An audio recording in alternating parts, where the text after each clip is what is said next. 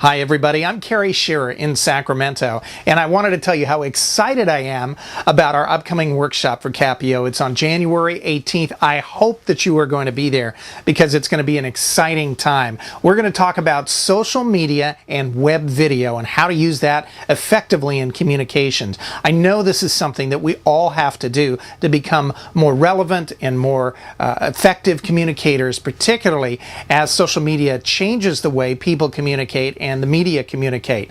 I used to be a communications person in government agencies, most recently for a public health department, a local health department.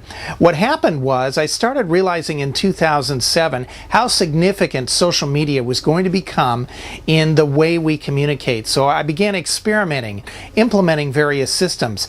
I jumped in with both feet and was all ready to go by the time the H1N1 flu pandemic rolled around in 2009. I was able to use these systems, to try them out, to experiment, and I've learned a lot, and I want to share that with you at our workshop coming up.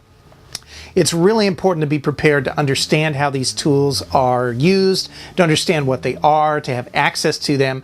Particularly if we want to stay relevant as communicators, we've got to pick up these new skills because more and more our bosses and our organizations are going to really require this, particularly in crisis communications and emergency communications types of situations. So we are going to cover a lot of ground in a very short time.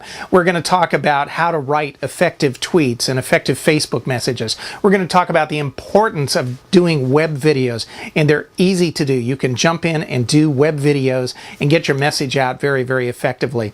We're going to talk about how the news media is using web video and how they are using social media and using that to gather the news, to get the word out, and to get the jump on you. And we'll talk about some things you can do to make sure you're prepared.